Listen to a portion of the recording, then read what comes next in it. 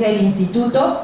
Bueno, de 7 y ahora de 6, debo decir que somos 4 mujeres, por primera vez somos 4 mujeres en el instituto, 2,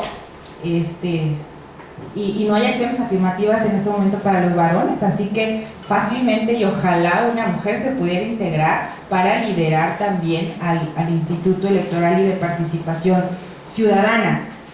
A nosotros nos designa el Instituto Nacional Electoral, y el Instituto Nacional Electoral, con una visión de género en su normativa, tiene esa atribución de designar a los consejos de todos los 39, de todos los organismos públicos electorales locales, que no son 39, esos son los municipios, en equidad o en igualdad de género. En la mayoría de sus posiciones están 4 consejeros y 3 consejeras o viceversa. Eso lo hace el Instituto Nacional Electoral. Sin embargo, y aquí es como para hacer un paréntesis, porque mucho de esto también tiene que ver con la voluntad política, pues el Instituto Nacional Electoral se integra por 11 consejeros y consejeras, y pues solamente 4 son mujeres y 7 son hombres, y a ellos los designa la Cámara de Diputados. Entonces, mucho tiene que ver con una cuestión política que se tiene que ir ya avanzando. Bueno, les voy a hablar un poquito de las acciones afirmativas. ¿Qué son las acciones afirmativas de las que se habla, al menos en un contexto político electoral? Mucha gente podría decir, pero ¿para qué necesitamos acciones afirmativas si en la Constitución ya está establecida la paridad de género? O sea, la obligación de los partidos de postular 50% de candidaturas mujeres y 50% de candidaturas hombres. Pues porque en los hechos vimos que no era suficiente, y no ha sido suficiente que esté esta disposición constitucional y normativa. Y entonces los organismos electorales en los estados empezamos a emitir acciones afirmativas que son como medidas compensatorias para lograr que más mujeres se integren a los cargos de elección popular. Las cifras que dio ya también me las ganó la diputada Ali, que las traía muy bien, de la participación a nivel municipal de mujeres y hombres. Pues yo les voy a hacer un resumen muy rápido con cifras globales. En 3 procesos electorales, que es el del 2010, 2013 y 2016, tuvimos 96 presidentes municipales en estos periodos y 21 presidentas municipales. Sindicaturas, tuvimos 75 de varones y 42 de mujeres, ahí vamos. Y esto que ya operaba la regla de paridad de género. En las regidurías, en estos procesos electorales, 628 hombres y 353 mujeres. ¿Qué pasó en el último proceso electoral? Y les voy a hablar del tema específico de las regidurías. En las regidurías, en el 2016, que es donde ya aplicó la regla esta paritaria del 50%, aquí tuvimos 177 regidores y 150 regidoras, es decir, no había paridad de género, no se logró. Y les voy a decir, es un tema general de todos los partidos políticos, que es con quien nosotros tenemos mucho contacto, y no puedo particularizar lamentablemente a ningún partido, porque hay expresiones de todos los partidos. O sea, algunos partidos, algunos diputados incluso mencionan, es que, a ver, la ciudadanía no quiere votar por mujeres, ¿ustedes por qué nos obligan a postular mujeres si nosotros tenemos que atender los intereses de la ciudadanía? Y la ciudadanía no quiere a las mujeres. Ahí lo dejo nada más para la reflexión, pero pasa en este momento.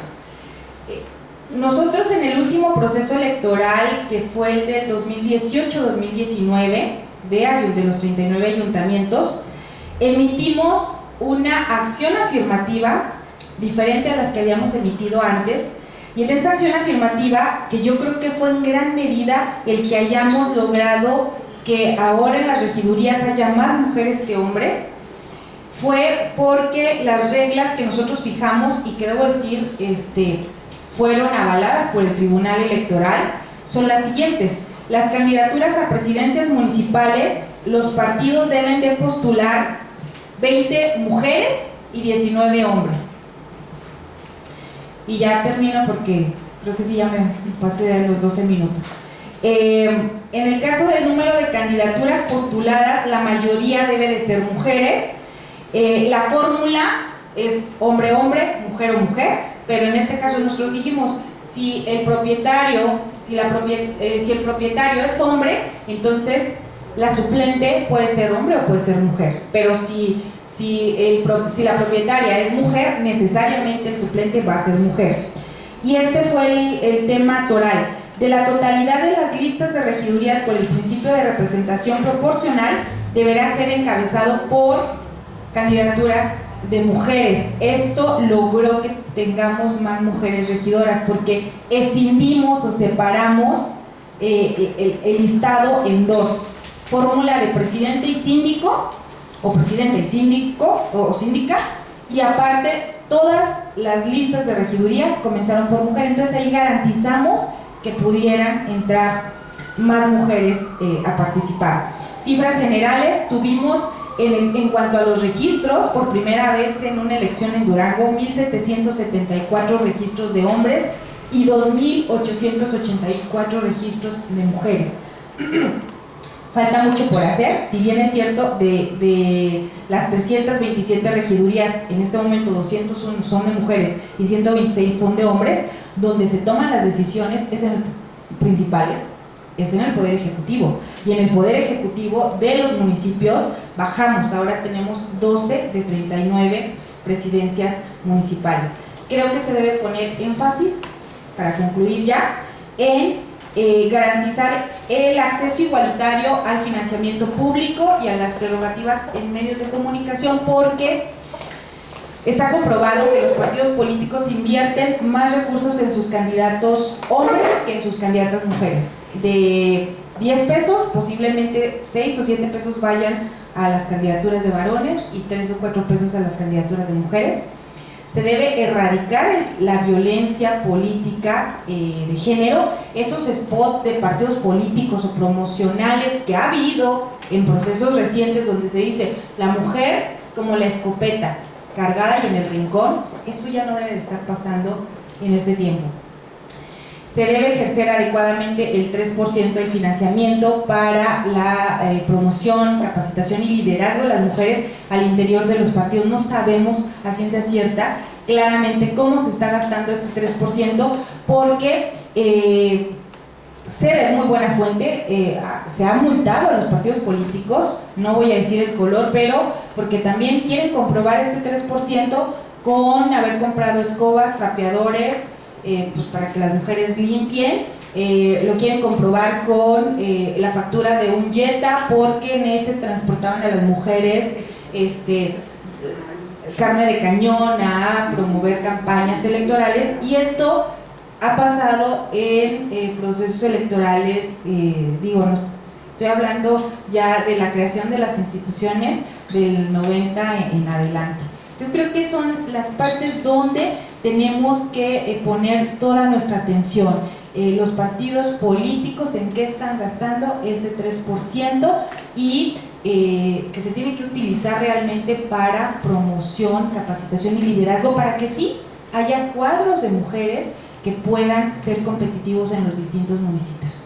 Y de mi parte es todo, muchas gracias.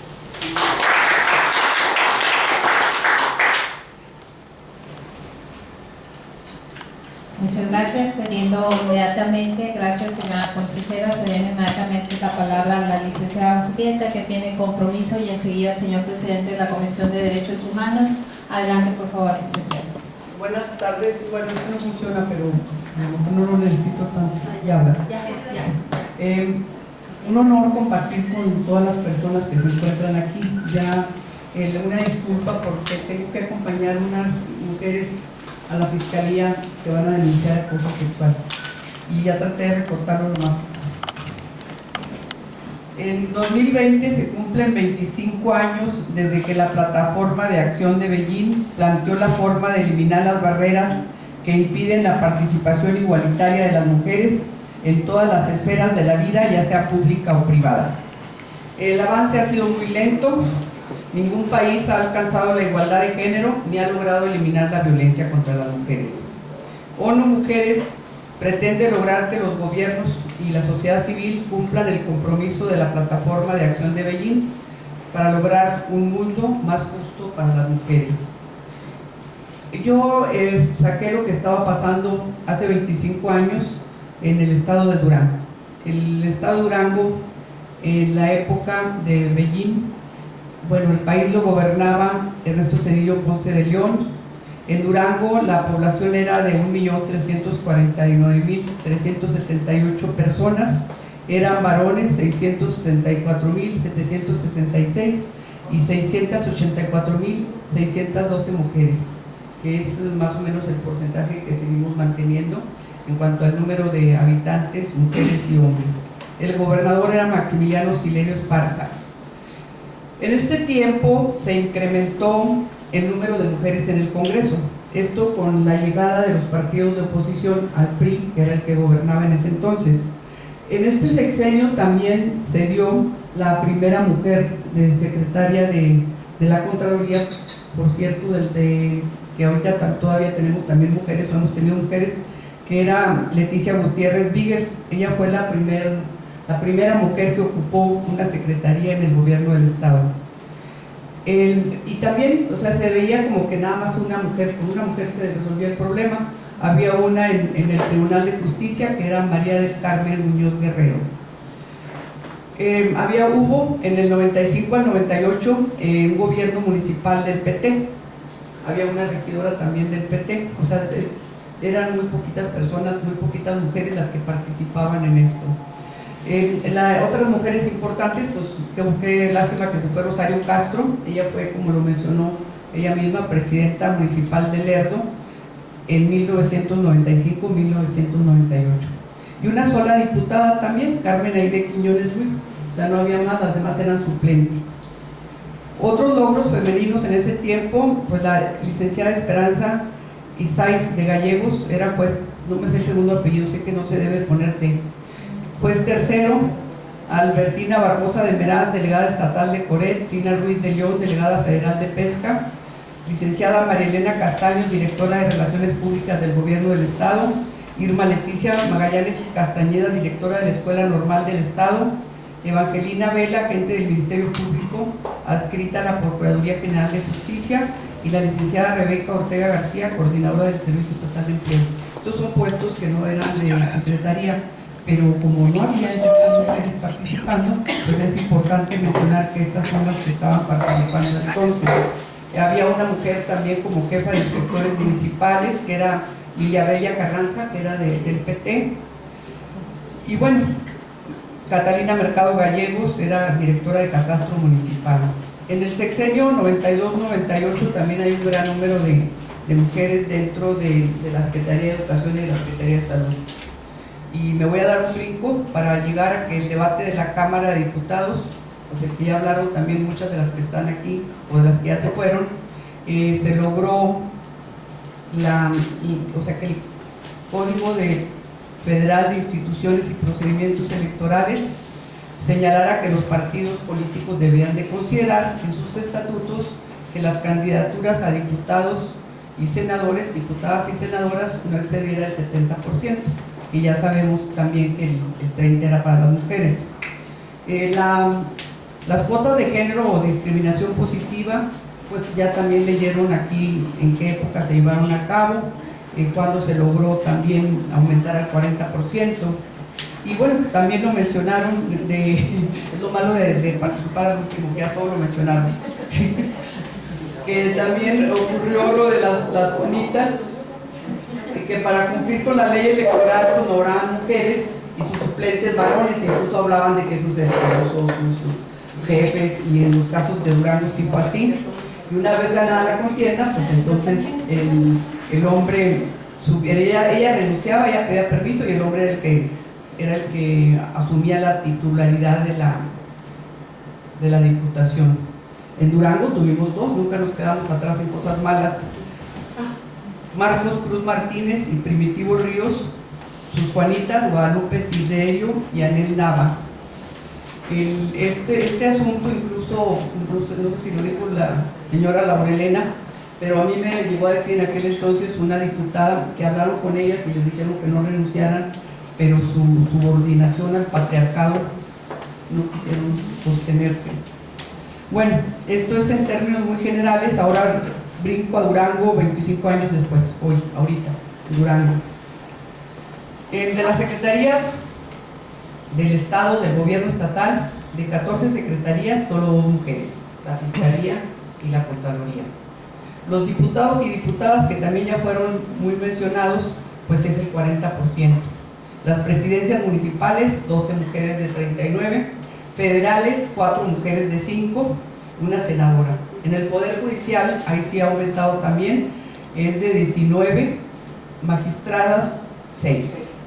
Hoy ya tenemos la ley de paridad democrática, que tanto se luchó por tenerla y que ahorita ya está, pero la mitad de todo, pero desde luego eso no garantiza esa igualdad. Veamos que después de 25 años han aumentado las presidencias municipales, las diputadas federales, las magistradas en el Poder Judicial, pero las secretarías en el gobierno del Estado no ha sido así, casi permanecemos igual, podríamos decir que una más. O sea, ahí es donde estamos fallando más, creo yo, en mi opinión, sobre este tema. Traía las leyes electorales, pero me las brinco para decirles cuáles serían para mí los obstáculos que se están viviendo para que la mujer avance. Bueno, la cultura patriarcal y más que leyes, la aplicación de las mismas, políticas públicas que están ahorita sin perspectiva de género y también aplicación de la ley de conciliación trabajo-familia.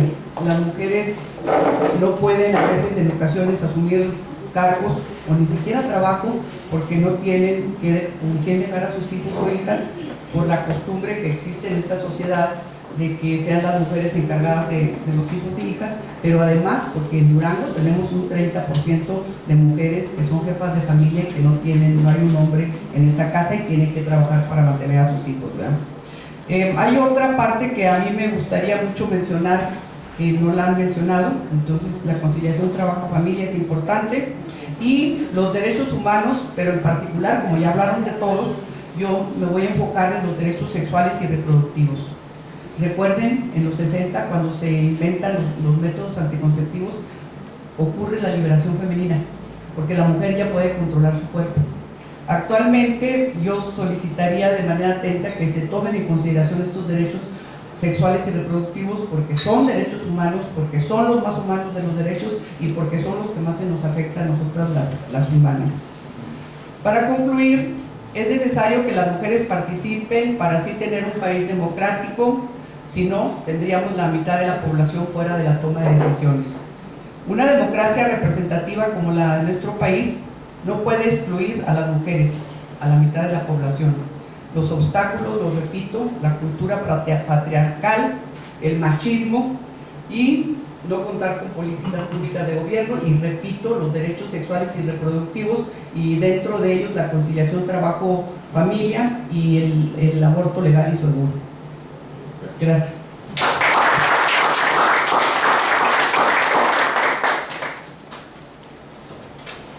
Tiene usted la palabra, señor presidente de la Comisión de Derechos Humanos. Adelante.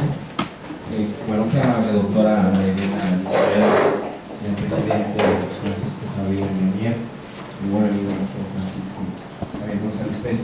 Yo quisiera hacer, como vino maestra Virginia, yo vengo más que a escuchar. Desde hace ahorita un evento que no he postergado ahorita desde la una a una clausura para un curso de masculinidades ahorita. A los hombres ahí, que era muy importante. Como los hombres ya hemos hablado mucho por tiempo, yo quiero que se dé un espacio para tratar de escuchar a las compañeras, porque aparte que son las personas en ellas que he escuchado mucho a la doctora Eugenia, a Boquita y a Breta, pues quisiera hacer un espacio. Entonces yo mejor quiero escuchar, nomás si les diría, vamos con eso, porque la verdad quisiera irme, escuchaba a todas, para alcanzar a llegar a la clausura. Entonces yo la verdad vengo a aprender, vengo a escuchar y a sumar en este tema.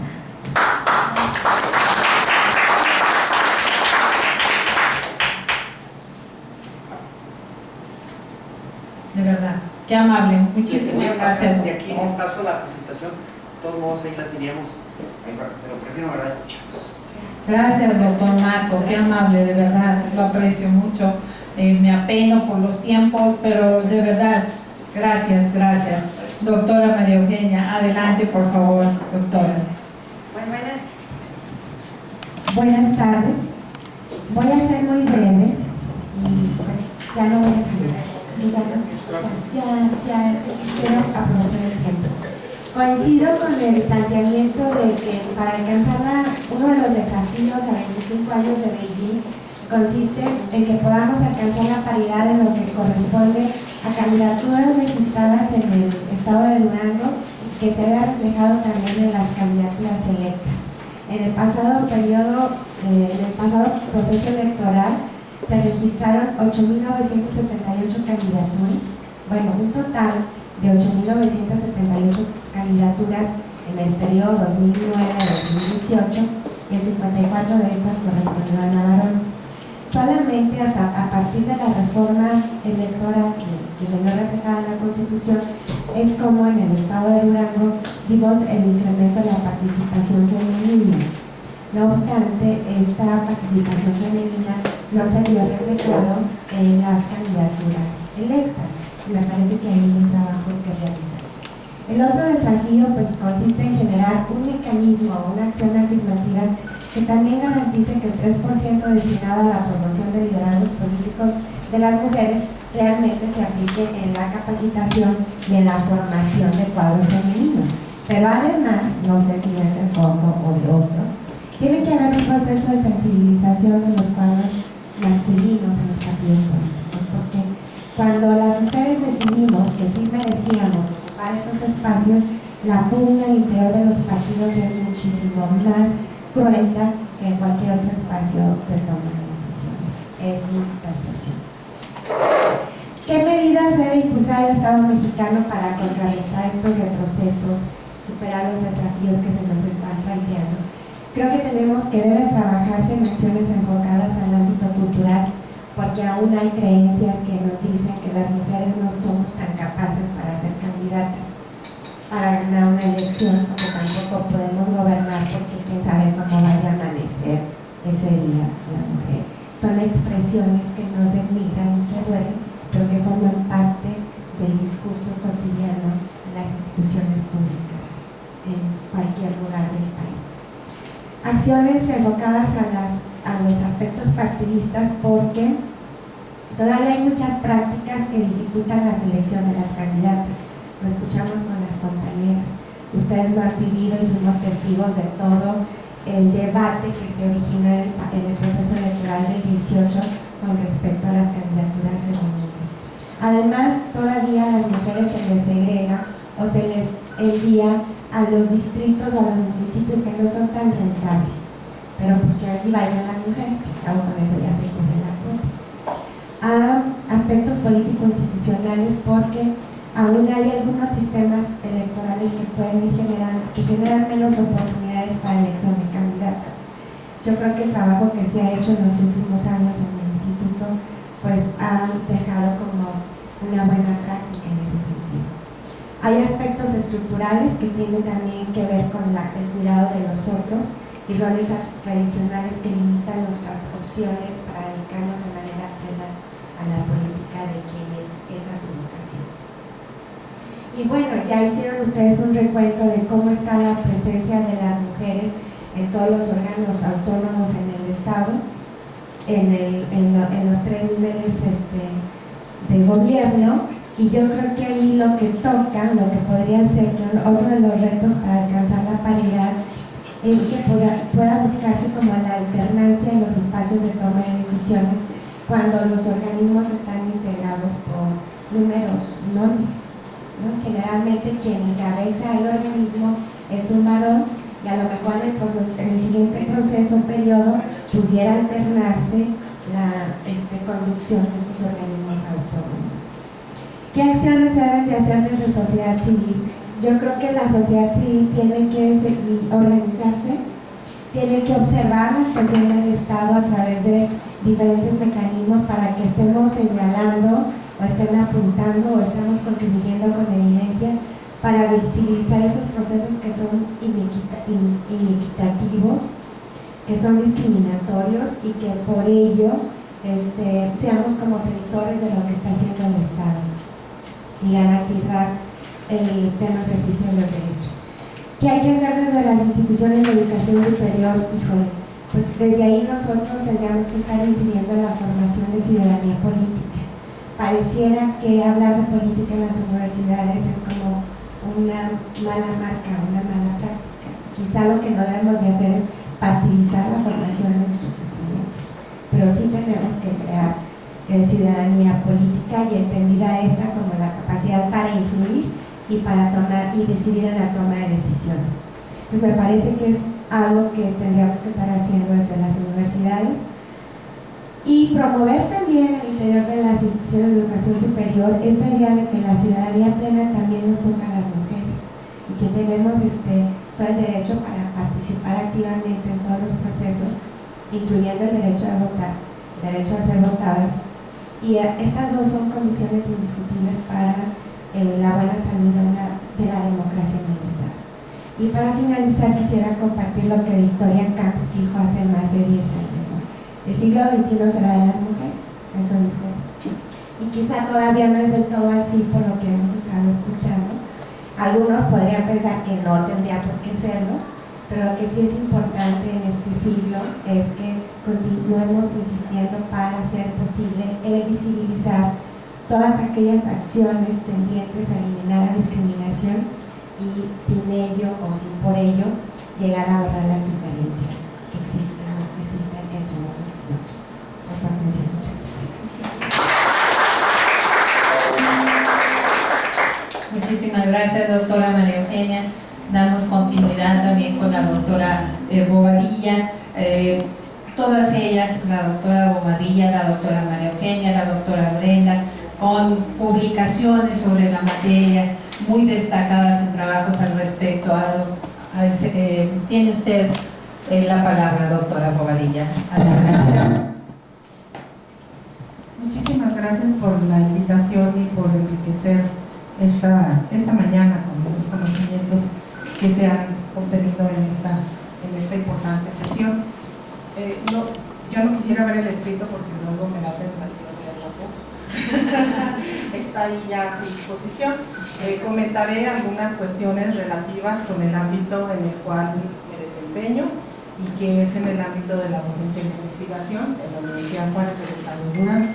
Debo decirles que el contexto ha quedado ad hoc gracias a la gobernadora, la maestra Virginia Flores Flores, que mis respetos por sus expresiones y sobre todo por una expresión que hace que dice: está en las mentes de los hombres y mujeres el rol establecido por la mujer.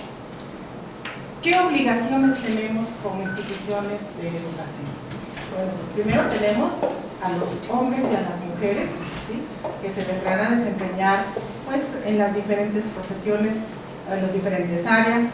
Estoy hablando de toda la universidad en general, la universidad pública a la que estoy ahorita dedicada. Bien, para mí el trabajo que presenté es educar en igualdad y no discriminación. Me refería al contexto porque efectivamente por medio de la educación, si bien es cierto que estas construcciones sociales son eso, construcciones, por medio de la educación las podemos desconstruir. ¿Cómo lo vamos a hacer? Digo, es una obligación constitucional de todas las instituciones. Sí, efectivamente tenemos la igualdad entre el hombre y la mujer, tenemos artículos, tenemos legislación, tenemos artículos constitucionales, normativa internacional, artículo 1 y 4 de nuestra Carta Magna, donde en el cuarto se expresa que el hombre y la mujer son iguales ante la ley. Sí tenemos igualdad jurídica, pero no tenemos al 100% la igualdad sustantiva. Yo creo que me podría poner porcentaje todavía a la igualdad sustantiva, porque esta se está construyendo, y se está construyendo con todas estas buenas prácticas o medidas afirmativas, pero no se ha logrado. El foro que nos convoca, Generación Igualdad, yo creo que no estamos todavía en el momento de decir que lo hemos logrado. Y lo digo con datos de instancias académicas también, como el Instituto de Investigaciones Jurídicas de la UNAM, que en su estadística sobre cultura constitucional, me parece que fue la última en 2011, al hacer estos cuestionamientos a la sociedad mexicana de si el hombre tiene más derechos que las mujeres tienen más derechos que los hombres, o estamos en igualdad de derechos, hay un gran porcentaje, aproximadamente el 30%, que no coincide en que las mujeres tenemos los mismos derechos que los hombres. Aunado esto al tema de la discriminación y de la violencia, que a partir de la Convención Belém do Pará, en el artículo 6, nos establece que estos estereotipos que hemos escuchado con las compañeras de la comunidad peruana son precisamente actos discriminatorios, que tenemos una cláusula antidiscriminatoria en el artículo 1 por diversas cuestiones, como es el género, entre otras, y que sí están ahí en la ley, pero todavía no logramos, con la educación, yo siempre le he apostado a la formación, digo, con los alumnos que me ha tocado compartir y aprender, que siempre les he dicho que también de ellos aprendemos, no tenemos solo la obligación de ir y dejarles conocimiento disciplinario. Siempre he tenido el cuidado, y creo que esa es una formación universitaria, de formar ciudadanos. Yo creo que si empezamos y continuamos con este tipo de formación, podremos educar en igualdad y no discriminación. Otra cuestión que retomo de la gobernadora es que dice, necesitamos información. La información la tenemos que proporcionar nosotros, como docentes, como investigadores, cada uno de las y los presentes, desde su trinchera, como lo mencionaban las compañeras que se retiraron. Yo creo que es una lucha desigual, decían, necesitamos un acompañamiento real, y bueno, creo que los patrones o los estereotipos culturales son construidos, repito, y la educación es el camino para deconstruirlos. Ya no quiero ir a mi escrito, pero les comento que el planteamiento de este problema está basado justamente en los principios, en el respeto del principio a la igualdad y a la no discriminación, y en el cumplimiento de uno de las actividades que el artículo 1 constitucional nos señala, que es la promoción de los derechos humanos. A ello me refería en el tema de la información. Promover, respetar, proteger y garantizar los derechos humanos y las obligaciones específicas, prevenir, investigar, sancionar y reparar. Hay una parte que quisiera así leerle, porque es en cuanto a lo que debemos entender por promover.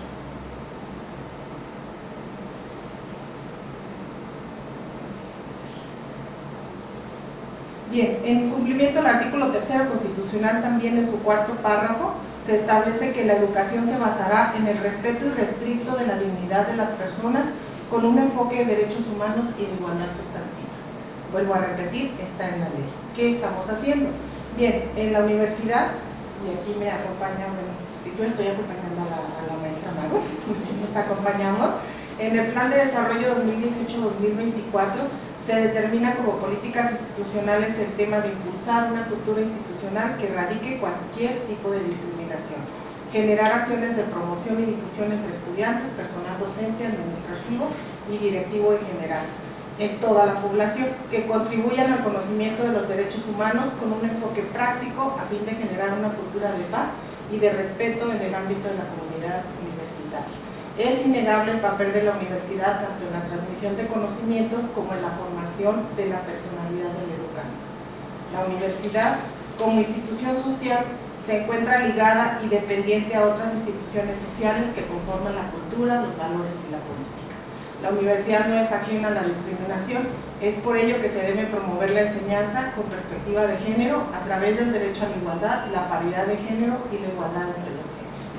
Bueno, en mi calidad de docente, pugnaré porque se establezca, ya está en el plan de estudios, en cada una de las áreas disciplinares o materias, un enfoque de derechos humanos y de perspectiva de género, y a través de la transversalización de esto, generar un proceso de formación jurídica, pero además que tenga impacto en el ejercicio profesional, es decir, formar a los licenciados en Derecho y a los licenciados en Ciencias Políticas con perspectiva de género, para que así podamos trascender a la sociedad cuando ellos vayan al ejercicio profesional.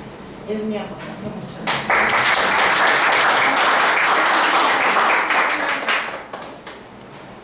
Muchísimas gracias, doctora Bobadilla. Sin duda alguna, gran aportación. Y enseguida cedo el uso de la palabra a la doctora Brenda Fabiola Chávez Bermúdez del Instituto de Jurídicas, quien tiene un amplio trabajo y está sumando esfuerzos con algunas instancias en el Estado, especialista en la materia. Adelante, doctora Brenda. Bueno, muchas gracias. Yo he aprendido mucho de las compañeras que me antecedieron, así que estoy muy contenta de participar en este foro, pues que tiene como marco la conmemoración del Día Internacional de la Mujer del pasado 8 de marzo, que pues todas vimos en los medios de comunicación este fin de semana pues muy activo que se tuvo en México, y pues también en el marco del 25 aniversario de la conferencia de Beijing, pues donde se pusieron de manifiesto muchos ámbitos de preocupación, y pues yo quiero referirme en especial al que se refiere a la violencia de género, porque la violencia que está sucediendo en nuestro México pues impide la realización de las mujeres en todos los ámbitos, incluyendo el político. Es una exageración la que vivimos y pues tenemos que manifestarlo. Y bueno, ¿cómo estamos a 25 años de México? Pues yo creo que coincido con todas ustedes que ha habido avances, pero también tenemos serios retos y ha habido también retrocesos, porque pues la violencia contra mujeres y niñas es una de las violaciones de los derechos humanos más grave, extendida, tolerada y arraigada en todo el mundo, y es causa y consecuencia de la desigualdad y de la discriminación, y mengua pues la posibilidad de que miles de mujeres y niñas tengan una vida digna, y nos afecta a toda la sociedad en su conjunto e impide el desarrollo de nuestro país. Y bueno, tenemos que pues sí, México ha cumplido con ciertos puntos de la conferencia de Beijing, como tener institutos para el adelanto de las mujeres. Así en 2001 pues se creó el Instituto Nacional de las Mujeres, y pues ha ido, aunque a pasos un poco lentos para mi gusto, ha ido adaptando su marco jurídico en un contexto de igualdad. Por ejemplo, la Ley General de Acceso de las Mujeres a una Vida Libre de Violencia, muy importante, que se promulgó en 2007, y tenemos más o menos un marco jurídico adaptado, aunque todavía nos queda un área pendiente, sobre todo en lo que se refiere a las legislaciones de los estados, porque estos pues en la facultad que tienen de legislar, de establecer sus propias normas, han establecido normas diferentes, por ejemplo, penalidades y conceptos diversos para el concepto de feminicidio, y también pues una área de oportunidad en cuanto a la legislación municipal. Pero no obstante, la promulgación de estas leyes, que pues, bueno, más o menos ya acordes a los principios constitucionales, no es suficiente para garantizar el derecho de las mujeres a una vida libre de violencia, porque su combate pues requiere de acciones concretas, de presupuestos necesarios, no nada más de leyes, y pues con la participación de todas las instituciones estatales y sociales, porque tenemos un androcentrismo fuertemente arraigado que ha pues impregnado en cada uno de nuestros ámbitos sociales, y pues igual la lucha debe de ser así. Por tanto, es menester dirigir acciones a cada uno de los campos donde se manifiesta, con una perspectiva de derechos humanos, con una perspectiva de género, pero también atendiendo a la interculturalidad. Y ahora que oímos a las compañeras, muy importantes, muy interesantes sus intervenciones, y que nos abren a nosotros el panorama de lo que viven ellas en su comunidad, que es distinto al nuestro, algunas cosas compartidas, pero otras pues mayormente sufridas. Entonces tenemos que decir, la violencia en México es exagerada, La ENDIRE, la encuesta de la dinámica de las relaciones en los hogares, nos da un acercamiento a esta violencia y nos revela de un exagerado 66% de las mujeres encuestadas que han sufrido violencia alguna vez en su vida. Durante el año 2018, en promedio, 10 personas diariamente, 10 mujeres diariamente fueron ultimadas por agresiones intencionales y desgraciadamente durante 2019 estas cifras aumentaron, o sea, es escandaloso. Este contexto que priva en México hace que nuestro país sea uno de los 20 peores países para ser mujer. O sea, muy desafortunado, siempre estamos en el ranking, y esto se comparte en otros índices donde pues estamos muy abajo en igualdad de género, en el cierre de la brecha de género, que si bien escalamos posiciones por lo que se refiere a la paridad ya elevada a rango constitucional, sin embargo se han descuidado otros indicadores como el acceso a la salud, el acceso educativo o las relaciones en los hogares, que son bastante desiguales. Y bueno, aunque no esté cerrada la agenda de la paridad, porque todavía quedan muchos pendientes, como los que se han mencionado aquí, el liderazgo de las legisladoras, por ejemplo, al interior de las legislaturas, y por la violencia sufrida. Entonces, los pendientes por resolver son muchos, sobre todo en lo que se refiere al acceso a la justicia. Yo desglosé una serie de pendientes en esta materia, si gustan consultarlas, ya no quiero leerlas mucho para no hacer esto más largo, nada más algunos por mencionar: suficiencia de personal de atención a víctimas, programas educativos de prevención de violencia con las mujeres, más refugios para víctimas de violencia, pero también la etapa de la reeducación para hombres agresores.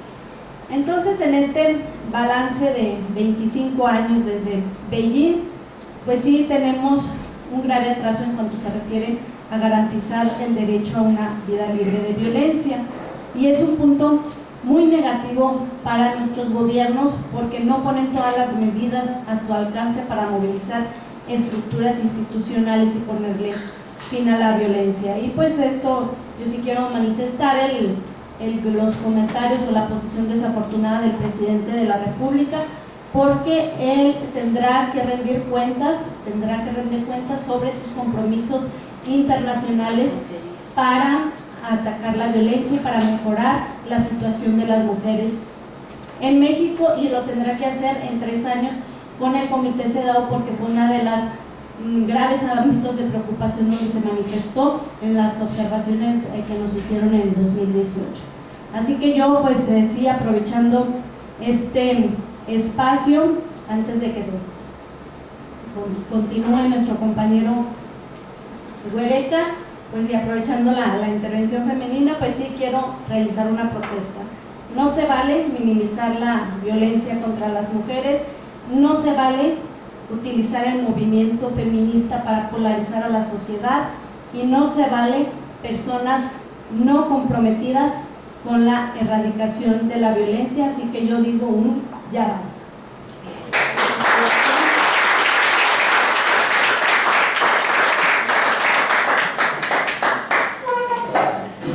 Muchas gracias, doctora, patentando también aquí tu aportación. Felicidades, enhorabuena. Y del doctor Marco, que en estos momentos se retira, el presidente, patentando siempre esa alianza con nosotras las mujeres. Muchísimas gracias, doctor.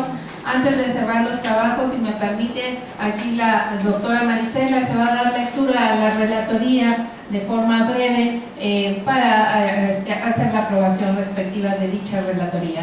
Le pediría de favor a la secretaria de Estudio y Cuenta de este tribunal, a la licenciada Norma Neves Carrera, tenga bien dar lectura de esa relatoría. Adelante, licenciada.